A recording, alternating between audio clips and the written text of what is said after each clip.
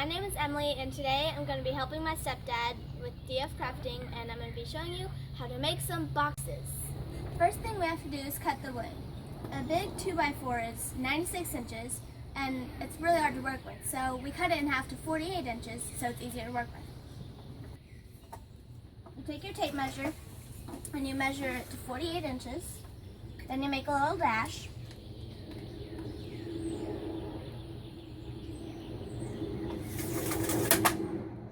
That. Then you take speed square, and make a line all the way down so you know you're cutting straight with the saw.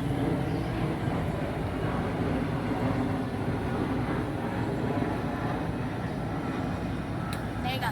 Now, the next step is to actually cut the wood. So since we measured from the left side, we have to put our saw on the right side of the line. But be sure, before you use any power tools, make sure you know the correct safety of them.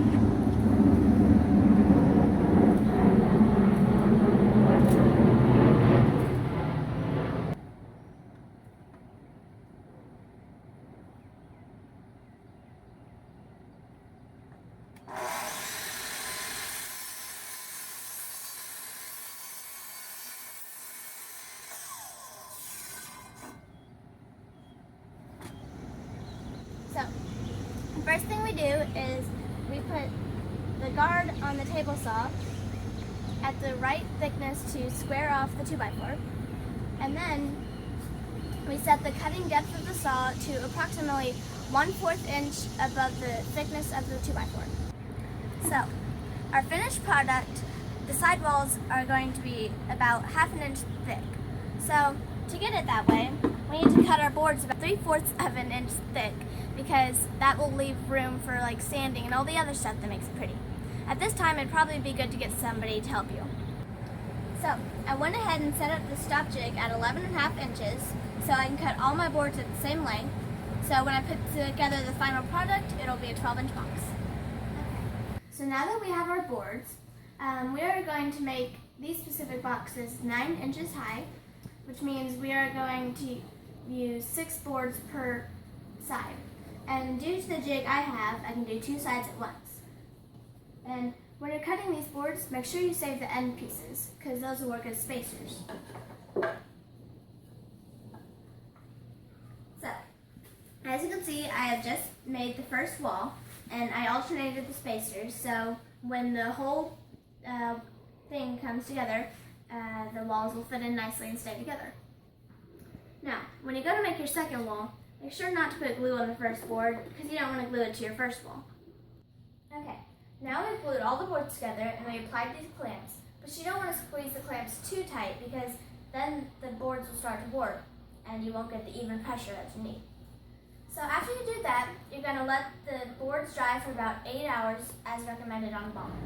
So now that we have all 4 of our walls glued and ready to go, it's time to take them over to the planer and bring them down from that original 3/4 inch we had to that desired 1/2 inch that we wanted.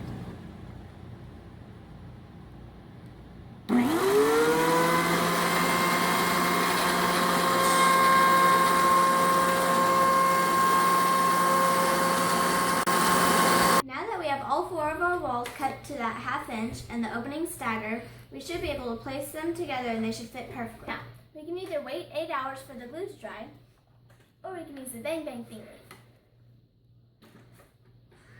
Now that we have our box all nailed together, we need to make the bottom. Now, considering at first for the sides we made the boards 11.5 inches, considering this is a 12-inch box and the sides are 1/2 inch, the bottom is only going to be 11 inches. So we need to cut these boards down by 1/2 inch. Now that we have the box all finished, it's time for sanding. So I'm going to use the orbital sander and start with an 80 grit to get rid of all the imperfections. Then I'm going to switch to a 150 to get rid of all the marks I made with the 80. Then I'm going to go to a 220 to give you a nice clean sanding. And you want to make sure you sand this very nice, so when you go to finish it, there won't be any imperfections showing. Okay, so now that we've got our box all sanded and clean, it's time to make it look pretty. So, what I normally do is I start off with the pre-stain, because the pre-stain will give you a nice even coat of stain. And then after you do the pre-stain, you go through stain. You can do any color you choose. Just remember, if you start oil-based, then stay oil-based. If you start water-based, stay water-based. Then after you do your stain, you do your clear finish, because that will give it a nice protective coat and it'll make it look pretty. I have found that the easiest way to apply the stain is to keep a rag in a container for every color that I use. And if there's a corner or something I need to get, I keep a brush in here also. But don't be worried about applying too much, because we're going to be taking off the excess with a paper towel in about 3 to 5 minutes. Okay, the last step in this process is to apply the clear finish. Normally we buy this clear finish in a 1-gallon container, and I like to set aside the amount I'm going to use in a smaller container so I don't risk contaminating the 1 gallon.